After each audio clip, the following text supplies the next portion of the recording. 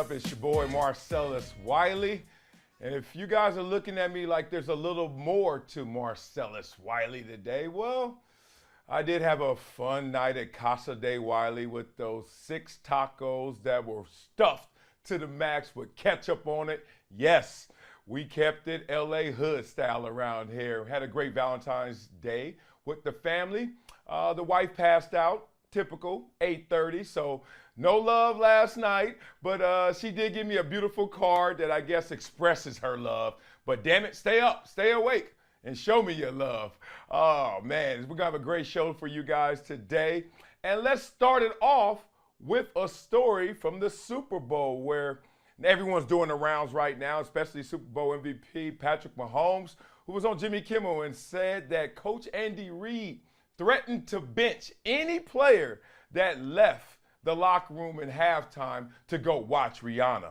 Now, first of all, if they would have did that, they would have been mad as hell because the performance wasn't worth it, and now you cut from the team or at least bench for the Super Bowl. So trust me, Andy Reid, your words were taken to heart. Those guys stayed in that locker room for good reason. But how funny is this story?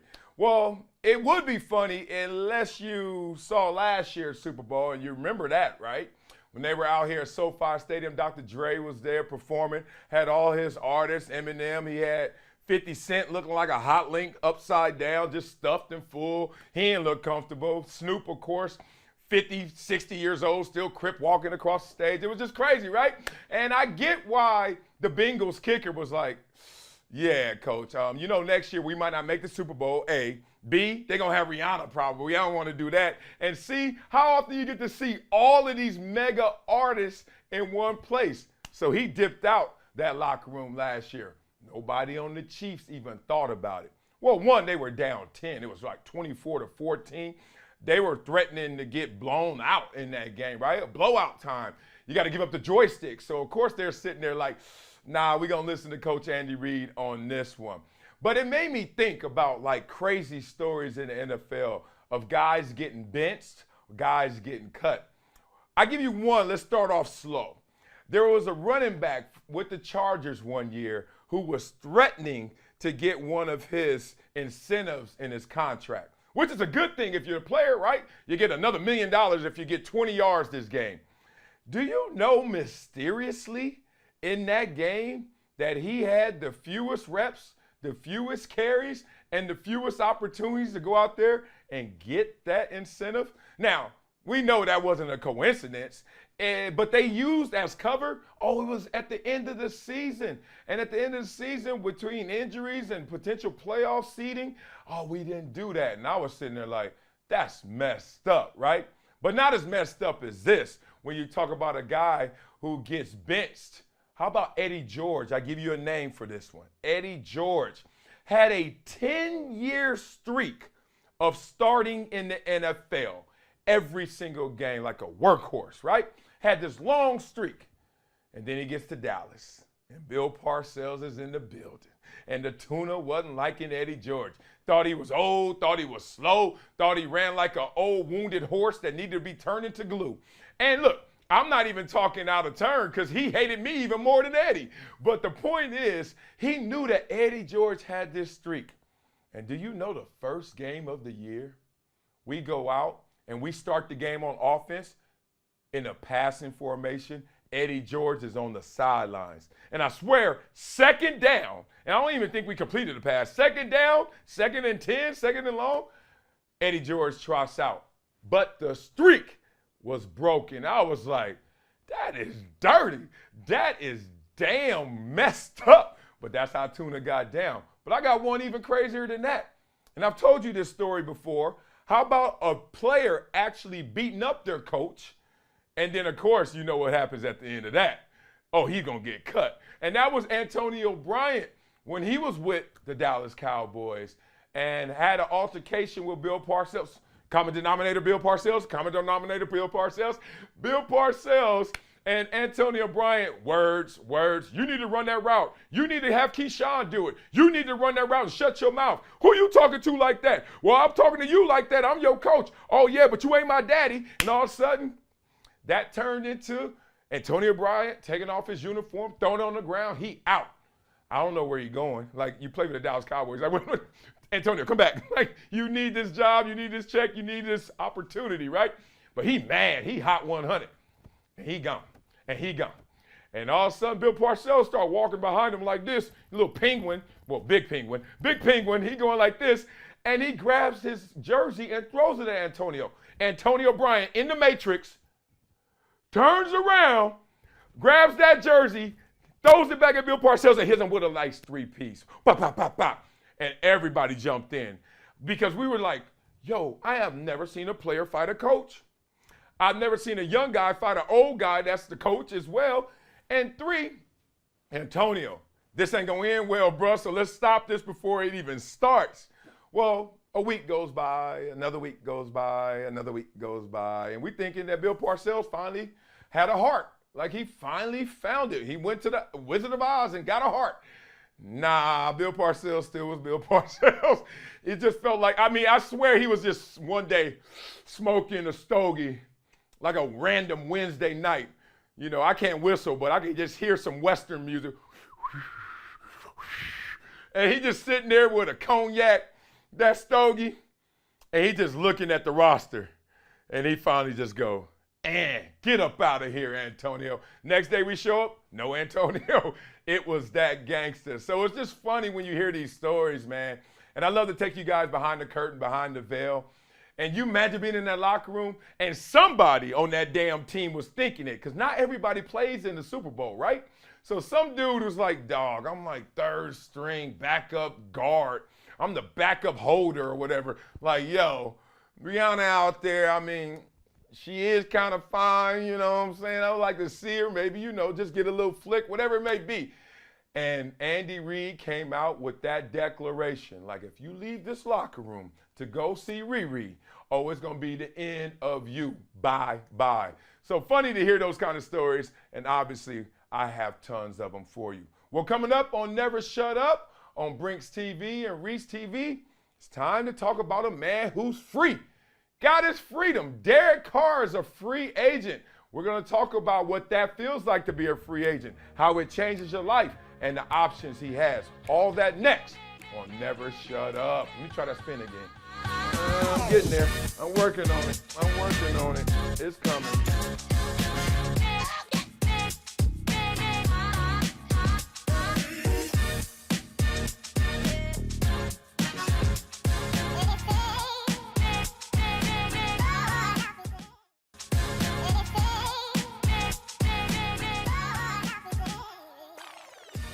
Welcome back to Never Shut Up. Marcellus Wiley, your host. And man, let's talk about a man who's feeling good right now because he has options. And boy, it feels good to have options, especially in the NFL free agency period. We're talking about Derek Carr right now, who is a very good quarterback, right? Like, everyone is in with Derek Carr, but not everyone is in love with Derek Carr. And I get it because he hasn't won the big one for him yet, or even really flirted with being a true contender. Even though they've had some teams and Derek Carr has put up some great numbers, there's something off the fastball when you throw it and say Derek Carr is your quarterback. I get all that, but we're going to focus in on what he's going through right now. Free agency. They owed him $40 million if they woke up today and said still that Derek Carr was their quarterback. If they had just woke up today and said, you know what? Oh, we didn't send that fax over? Okay, we owe Derek Carr $40 million. But ain't nobody that stupid, right? They knew that they were going to have to let him go. He didn't even finish the season with him. So trust me, they had them alarms set all Tuesday for Derek Carr. Get up out of here. And now, in the process of Derek Carr becoming a free agent, he talked to the New Orleans Saints because there are options for him. Trust me, a lot of options for him. He's going to get paid more than that $40 million, I think. So Derek Carr is talking to the Saints. They have Jameis Winston obviously there, but it's been a roller coaster ride. When healthy, Jameis Winston actually looks like he potentially could be a franchise quarterback when he ain't licking them W's and throwing them up or whatever the hell. But at the same time, not reliable, not consistent enough, so you can't bank on Jameis Winston. So they're trying to get Derek Carr in the building, right? They couldn't come to terms. They couldn't come to a deal. And then Derek Carr did the smart thing. He said, why am I over here negotiating with one team and one team only when I got a no trade clause? You know what that means? I don't have to do anything I don't want to do or go anywhere I don't want to go. Talking about putting his foot on the ground saying, man, forget y'all. Y'all do what y'all want to do. I know what I'm about to do. Get paid. So now Derek Carr can go out there, play for the Jets if he wants to, if there's mutual interest, which they say there is. New Orleans Saints, who knows where he can go? He can be in places that you're not even thinking of right now. What's Carolina going to do at the quarterback position? But the point is not that. We know Derek Carr going to play quarterback next year, but we don't know how much he's going to get paid. But boy, did he just set himself up for success. And I'm talking about what dollar sign in the front S and dollar sign in the back S. Let me take you through my free agency period real fast, because it was 2001 season. I finished the season with 10.5 sacks. You guys know football. If you finish with double-digit sacks, ching, ching, right? You are getting paid. You ain't even got a trip. It doesn't matter what you do. It's the fact that you got double-digit sacks, and I got there. Now I'm just waiting for the phone to ring.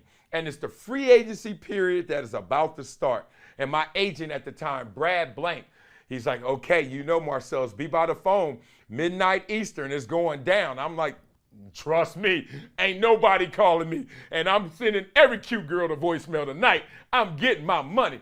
And I was at my teammate's house, Sam Rogers. He had a big fight party. And I'm sitting in there, and it gets right around 9 o'clock because I'm on the West Coast, the best coast. And Brad calls me. He's like, San Diego's interested. Call you back. All right. Oh, yeah, hit him. I'm sitting there like, and he called me right back like 12:03 his time, 9:03. Oakland's interested. Call you back. I'm like, oh, yeah. Now I'm in the fight because I'm like, I'm about to fight for this money. And then I get another call. He's like, flight to San Diego, 8 in the morning, be ready. I was like, yeah. And then that was it. And I was kind of like, hey, where the rest of the calls at? And then that morning he hits me up and he's like, yo, we have a list of guys. We're going to start in San Diego, then we're going to go to Oakland, and then I think it was Denver or something. And I was like, whoa, they want me. You turn on ESPN, you see your name at the bottom, everybody trying to take you out on a date, and you just bougie. Like, I'll be there when I can get there, right? I was feeling the love.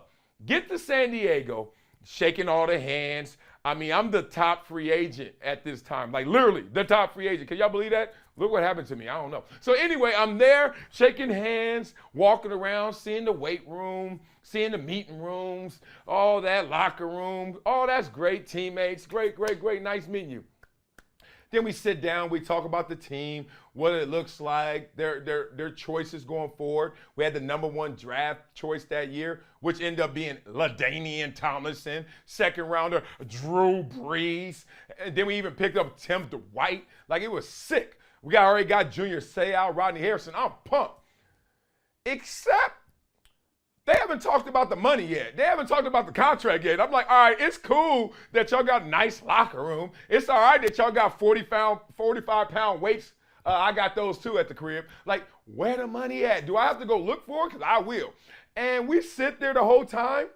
Do you know they gave me one of them Wall Street firm handshakes? It was like, I hope you had a great visit. We look forward to talking to your representation. Take care. Send me back to the airport. My agent like, we're going to Oakland. Go to the airport. We're going to Oakland. And I was heartbroken because I'm the top free agent and they ain't talking no money. Now I'm at the airport. See, this was a bluff by them. I'm at the airport. They call my agent. So yeah, let's get this contract started. Let's get this ball rolling. And he's like, you better hurry up. He's at the airport going to Oakland. And they were like, oh, okay, call you right back. Hung up, called him right back. I'm still in the airport, y'all. We want to offer him 6 years, $20 million. My agent told me that. I said, yes, take it. Let's go. I don't want to go nowhere else. I'm taking $20 million. And he was like, hell no. You're going to get way more than that. Forget that. He's like, I am going to call their bluff. I said, you better not play no chicken with my chicken. And he said, yes, we are. Hung up the phone. I'm sitting in the airport like, I ain't trying to go to Oakland like that. I'm trying to get paid in Diego. It's close to the crib. They got a squad. They got a defense. Let's go. He calls me back. They're at 25 million. Not enough. I'm like, dude, first of all, that is enough. And second of all, stop hanging up on me, right? And so he calls me back, 30 million. I said, man, if you don't take this money and let's go. And he's like, nope, call you back. He calls me back, 32. And I'm like, see, they slowing down. You doing too much. I hate you right now. I ain't gonna pay you. And he's like, we're almost there. Please believe in me. This is why you hired me. Finally, I'm pulling the hair out of my head that I don't have. I'm like sitting there, people looking at me like, yo, something wrong with this dude. I'm just mad. And he calls me. He said, you know what? I think we have a deal. And I'm thinking signing the 32 million. And I'm like, thank God you didn't mess that up. He says, 6 years, 40 million. We doubled their offer in 10 minutes. Next time, trust me. Love you. See you soon. Hung up that phone. Next thing you know, I turn around. All the people that dropped me off from the airport literally were behind me to pick me up to take me back to sign those papers. What a bluff game. What an adrenaline rush. Coaster ride. It was a small thing. I literally could have got 20 million if I was just me, the kid from Compton. But he said, nah, bruh, you got to show some of that Columbia. Trust me.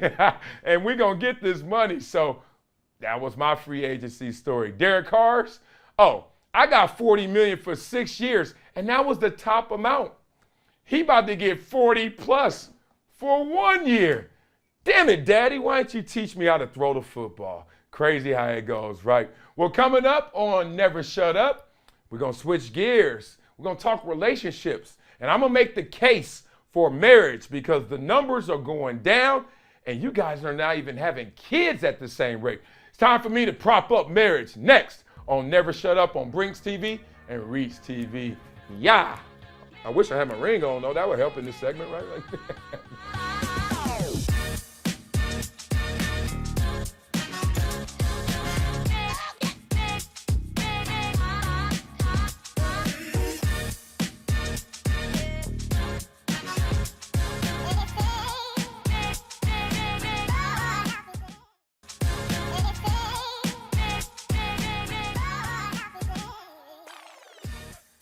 Welcome back to Never Shut Up. Marcellus Wiley here. And I have to do this next segment because I think it's getting out of control, at least the narrative about the institution of marriage. Now, let me prop up marriage at the same time, be real about marriage. I've been married for 8 years, going on 9 in June. We got married in Mexico, long story short. It was too damn hot, and it was a great time. It was amazing. All my friends, my family was in the building, right? We had a whole week to just get to know each other, and people who didn't know each other connected, all at the pool, pounding the drinks. It was so great. And then the ceremony came. I had on this beautiful satin gray suit, right? That's bad. You know me, how much I sweat. And I got on gray in Mexico in the summer. Oh, I didn't even make it to the damn altar.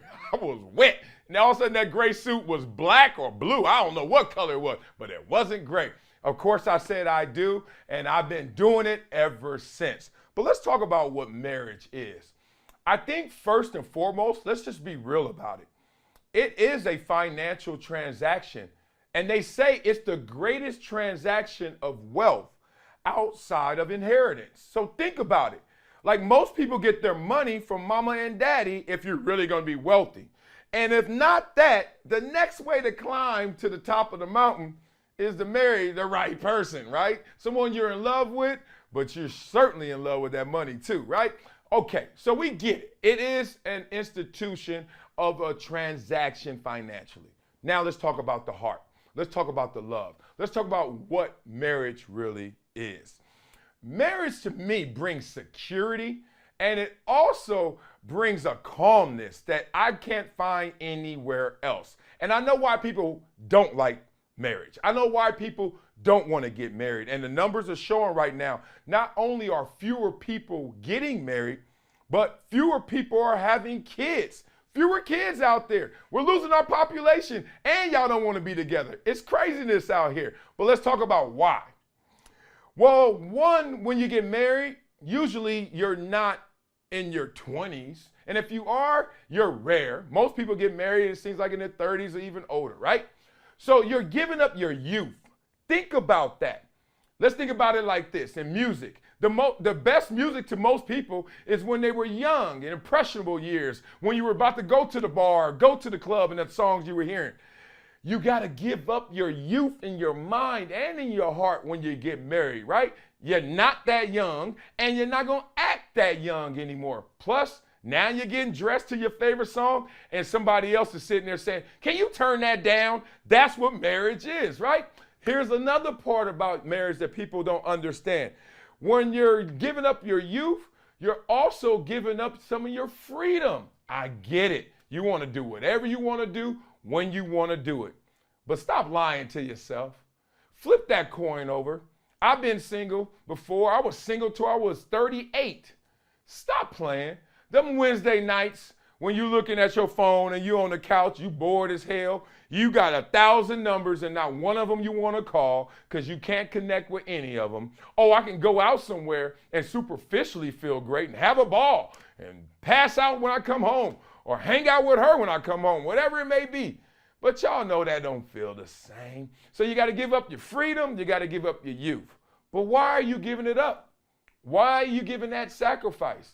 It's because look what you are able to do. Imagine you get to come home to the best woman you've ever met. And she's not going to be her best every day, just like you're not going to be your best every day. But you know this is the best for you. And you get to come home every day to it. Not only that, but it helps you produce a family. I got 4 kids, and it's all from this institution. It's a beautiful thing. And you're like, wow, all of this greatness that comes from that. So why the bad rap? Well, the bad rap is because people who get divorced are going to speak louder and more emotionally about it than the people who are happily married. I swear it's just like social media. Like on social media, there is a loud minority. Very few people saying the most and saying it the loudest. And then reasonable people are just scrolling through, probably not even leaving a comment, maybe leave a like, don't even care, don't even trip, because they're reasonable. They have their own life. I swear that's the same thing when you talk about marriage. There's too great a campaign from divorced people that just get divorced. Oh, I can't stand her. But they never talk about how she couldn't stand them. They never talk about how they messed up to get to that position in the first place. So I'm telling you, it's a ton of work. I mean, it's training camp every single day, it feels like.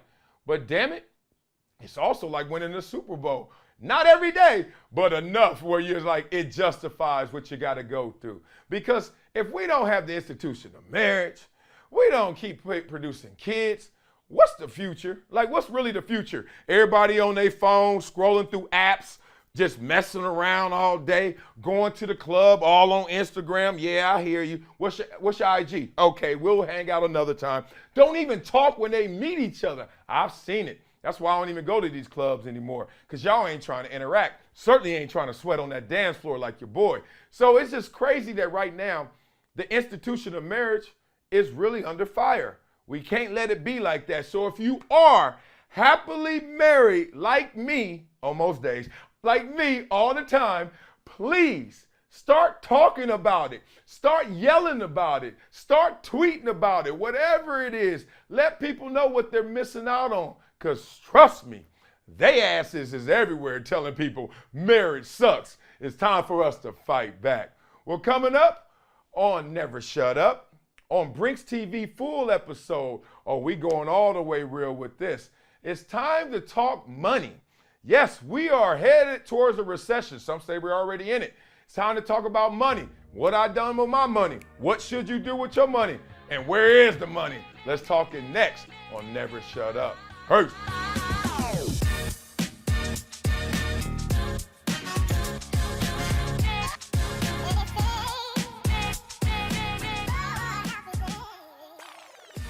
Welcome back to Never Shut Up, full episode on Brinks TV, where we get real, we get raw, and let's talk recession right now. Because I know I could bore you with some numbers. I am a big nerd.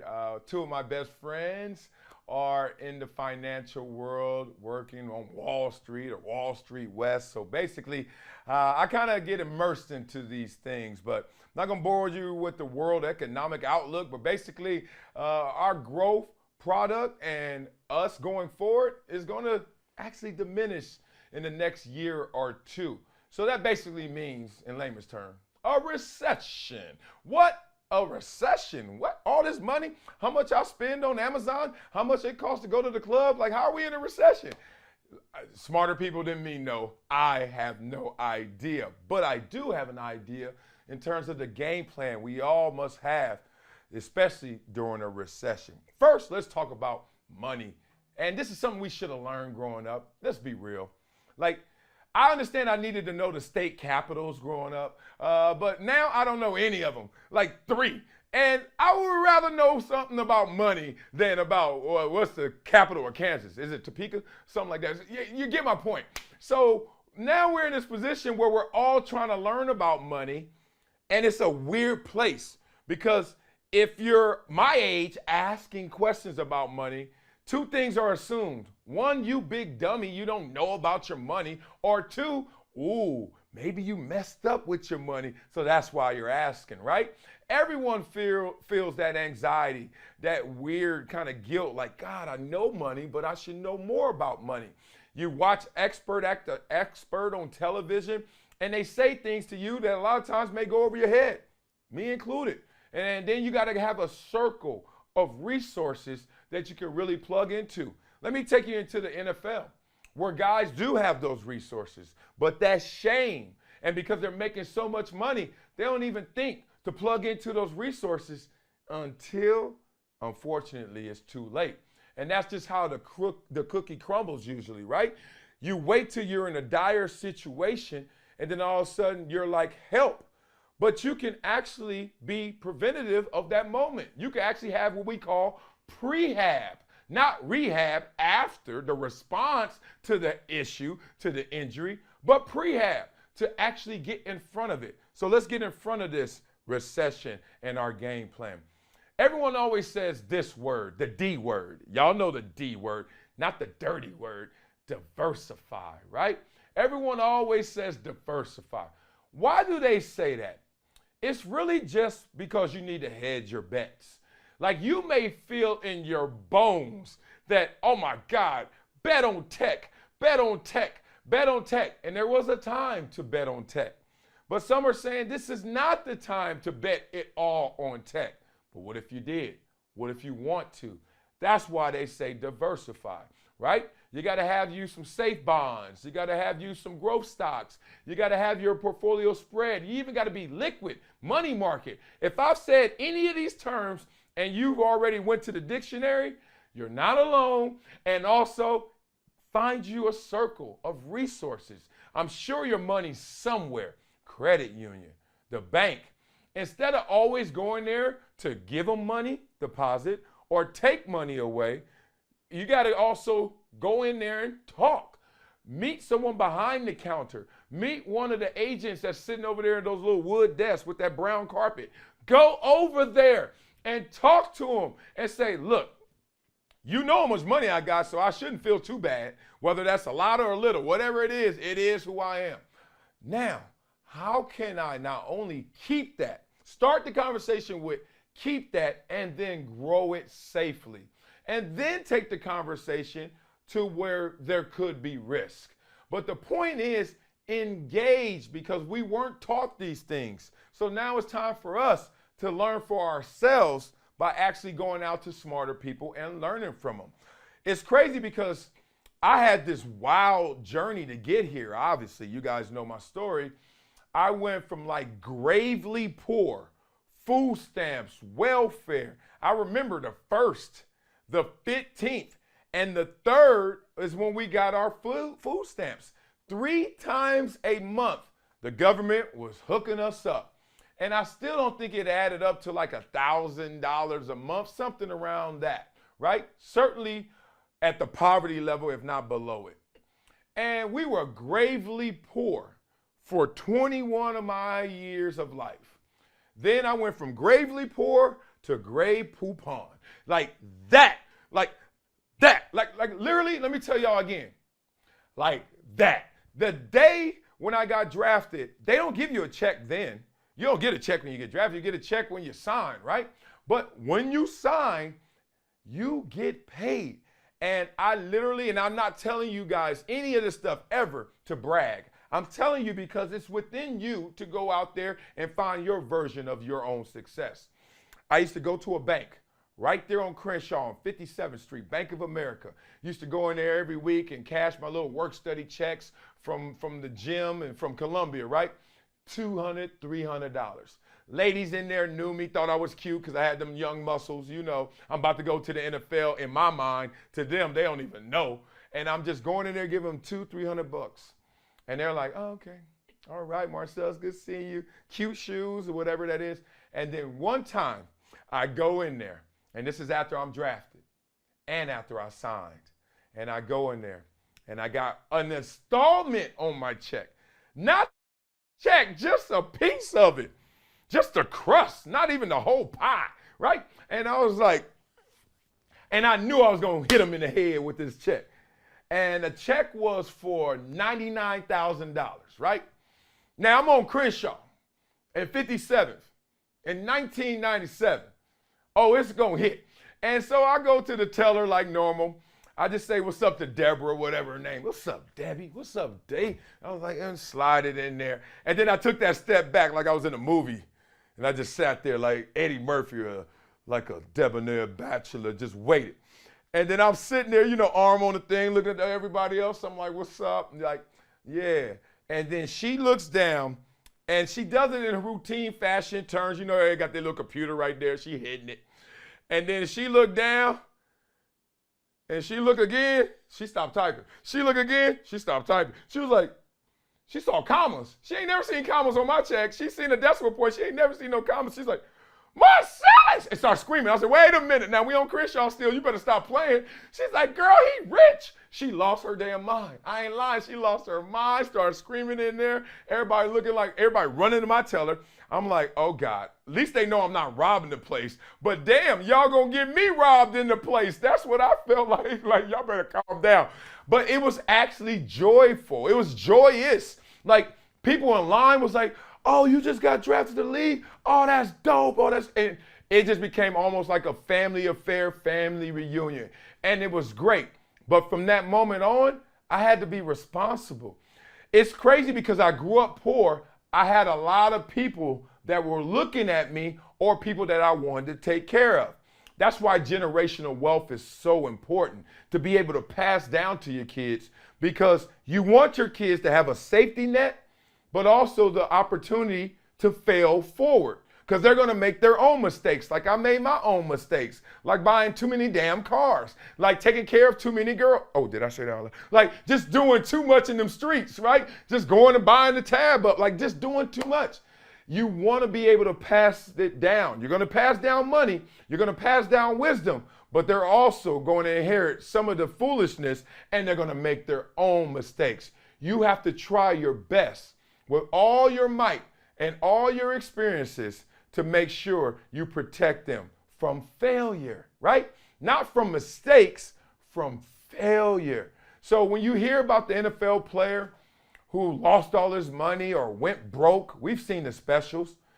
A lot of times it doesn't come from the frivolous spending.